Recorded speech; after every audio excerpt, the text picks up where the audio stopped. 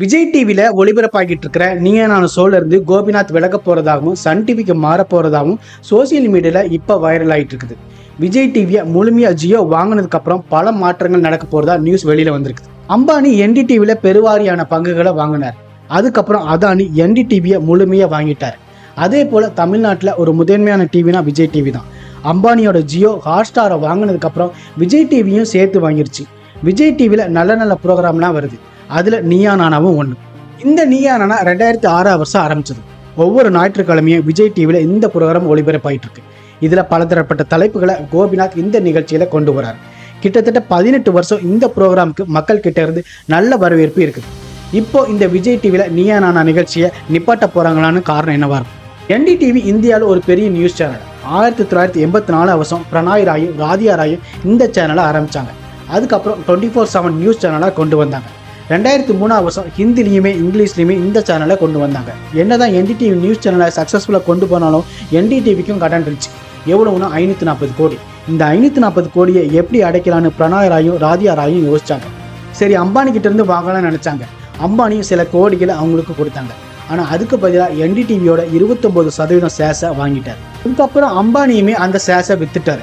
கடைசியாக அதானி என்டிடிவியோட மொத்த ஷேர்ஸையும் வாங்கி என்டிடிவியை வாங்கிட்டார். வடநாட்டில் பார்த்தீங்கன்னா நிறைய டிவி சேனல்ஸை பிஜேபியோட சப்போர்ட் எல்லா சேனலுமே வாங்கிட்டாங்க. அதே போல் இப்போ தமிழ்நாட்டிலையும் அம்பானியோட குரூப் விஜய் டிவியை வாங்கிட்டாங்க. தமிழ்நாட்டில் பிரதான டிவி சேனல்னா அது சன் டிவியும் விஜய் டிவியும் தான். விஜய் டிவி 1994 வருஷம் ஆரம்பிச்சது. விஜய் டிவி முதல்ல கோல்டன் ஈகிள் கம்யூனிகேஷன் அப்படிங்கிற பேரில் தான் ஆரம்பித்தாங்க. அதுக்கப்புறம் தான் விஜய் டிவி அப்படிங்கிற பேரே மாறிச்சு. 2001 வருஷம் ஸ்டார் இந்தியா விஜய் டிவியை வாங்கினதுக்கப்புறம் ஸ்டார் விஜய்னு பேர் மாற்றினாங்க. அதுக்கப்புறம் சன் டிவி தான் தமிழ்நாட்டோட முதல் சேனல் என்கிற பிம்பத்தை உடைச்சி விஜய் டிவி முதல் இடத்தை பிடிச்சது. 2006 வருஷத்துலேருந்து கோபிநாத் இந்த நீயா நானா நிகழ்ச்சியை நடத்திட்டு வர்றார். ஆனால் கோபிநாத் 1997 வருஷமே டிவியில் தன்னோட கேரியரை ஆரம்பித்தார். ராஜ் டிவி, ஜெயா டிவி, என்டி டிவியில் வேலை பார்த்துருக்கிறார். அதுக்கப்புறம் தான் விஜய் டிவிக்கே வந்தார். விஜய் டிவியில மக்கள் யார் பக்கம், நடந்தது என்ன, சிகரம் தொட்ட மனிதர்கள், என் தேசம் என் மக்கள் நிகழ்ச்சிகள் எல்லாம் நடத்தியிருக்கிறார். கோபிநாத் ரேடியோ சிட்டியில கூட வேலை பார்த்திருக்கிறார். இவர் 12 புத்தகங்களை எழுதியிருக்கிறார். இந்த புத்தகத்தை வாங்காதீங்க அப்படிங்கிற ஒரு புக்கு மட்டும் 4 லட்சம் காப்பிக்கு மேல விற்பனை ஆயிருக்கு.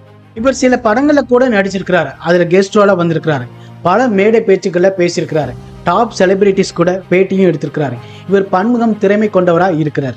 இப்ப கூட இவர் நிறைய யங்ஸ்டர்ஸ்க்கு இன்ஸ்பிரேஷனா இருக்கிறார். நிறைய மோட்டிவேஷனல் ஸ்பீச்சும் கொடுப்பார். விஜய் டிவியில் ஒரு சீரியலோ ஒரு நிகழ்ச்சியோ பல வருஷம் ஓடும். ஆனால் நீயா நானா மட்டும்தான் 900 எபிசோடுக்கு மேலே ஓடிக்கிட்டு இருக்கு. அதுவும் பார்த்தோம்னா ஒரே ஒருத்தர் தான் இந்த ப்ரோக்ராமை ஹோஸ்ட் பண்ணிட்டு இருக்கிறாரு. விஜய் டிவியில் சில சீரியலோ ப்ரோக்ராமோ 6 மாசமோ 1 வருஷமோ ஓடும்.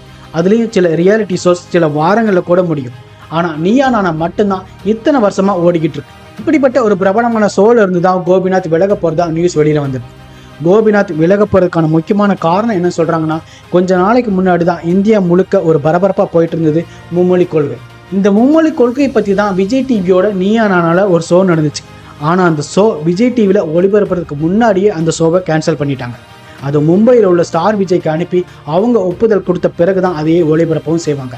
அதனால தான் அந்த மும்மொழி கொள்கை நீயா நானா நிகழ்ச்சியை கேன்சல் பண்ணாங்க. ஜியோ கலர்ஸ் டிவியுமே வாங்கிட்டாங்க. கலர்ஸ் தமிழ் ஆரம்பிச்ச புதுசுல நிறைய ப்ரோக்ராம் போட்டாங்க. ஆர்யாவை வச்சு கூட ஒரு ப்ரோக்ராம் பண்ணாங்க. அதுக்கப்புறம் நிறைய படங்களை தான் அதிகமாக போடவும் ஆரம்பிச்சிட்டாங்க. என்னதான் ஜியோ கலர்ஸ் தமிழை வாங்கினாலுமே கலர்ஸ் டிவி தமிழ் ஆடியன்ஸ் கிட்ட அவ்வளோவா ரீச் ஆகலை. அதனால ஒரு பிரபலமான டிவி சேனலை வாங்கணும்னு நினச்சி தான் விஜய் டிவியவே வாங்கிட்டாங்க. அதனால தான் விஜய் டிவியோட ப்ரோக்ராம்ஸ் எல்லாமே கலர்ஸ் தமிழில் மறுபடியும் ஒளிபரப்பும் செய்கிறாங்க. சில விஜய் டிவியோட படங்களை கலர்ஸ் தமிழில் போடவும் ஆரம்பிச்சிட்டாங்க. சன் குரூப் எப்படி சன் டிவியில் உள்ள படங்களை KTVயில் போடுறாங்க, அதே மாதிரி ஜியோ ஹாட்ஸ்டாரை வாங்குறதுக்கு முன்னாடி IPL ஜியோ போன வருஷம் ஒளிபரப்பும் செஞ்சாங்க. தன்னோட ஜியோ ஆப்பில் ஆரம்பத்தில் ஃப்ரீயாக கொடுத்தாலும் இந்த வருஷம் பெய்ட் சப்ஸ்கிரிப்ஷன் மட்டும்தான் IPL பார்க்க முடியும் அப்படிங்கிறத கொண்டு வந்துட்டாங்க. இதனால் மற்ற ஸ்ட்ரீமிங் சேனலும் அடி வாங்கவும் செஞ்சுது. ரிலையன்ஸ் விஜய் டிவியை வாங்கினதுக்கப்புறம் விஜய் டிவிலேருந்து நிறைய பேர் மாற்ற போகிறதா சொல்லிட்டு இருக்கிறாங்க. இதில் முக்கியமாக மாகாப்பா, கோபிநாத், பிரியங்காவும்.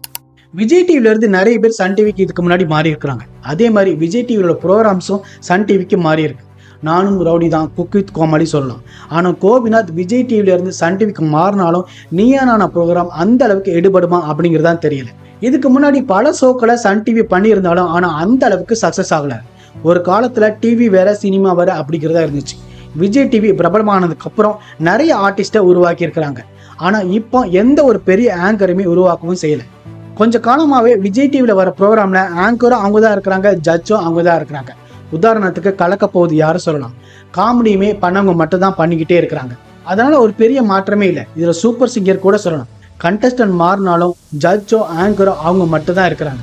அதனால மக்களுக்கு இதுல பெருசா இன்ட்ரெஸ்ட் இல்லாத மாதிரி இருக்குதுன்னு ஜியோ நினைக்கிறாங்க.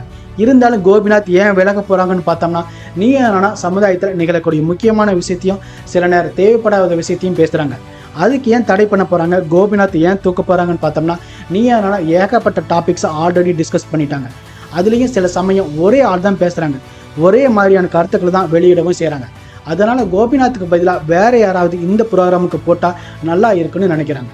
கோபிநாத் விஜய் டிவியை விட்டு விலக போறாரு அப்படிங்கிறத அதிகாரப்பூர்வமாக எந்த ஒரு தகவலுமே இல்லை. அதனால விஜய் டிவியில் கோபிநாத், பிரியங்கா, மாகாபா இனி இவங்க 3 பேருமே இந்த சேனலை வரவும் செய்யலாம், வராமல் போகவும் செய்யலாம். ஏற்கனவே சில ஷோக்கெல்லாம் ஆரம்பிச்சிட்டாங்க. சூப்பர் சிங்கர் முடிய போகுது, குக் வித் கோமாளி ஆரம்பிச்சிட்டாங்க. ஏற்கனவே பல ஷோக்களை தயாரித்து முடிச்சிட்டாங்க. அதனால இதெல்லாம் முடிஞ்சதுக்கு அப்புறம் தான் தெரியும் இவங்க வெளியில போறாங்களா இல்லையான்னு.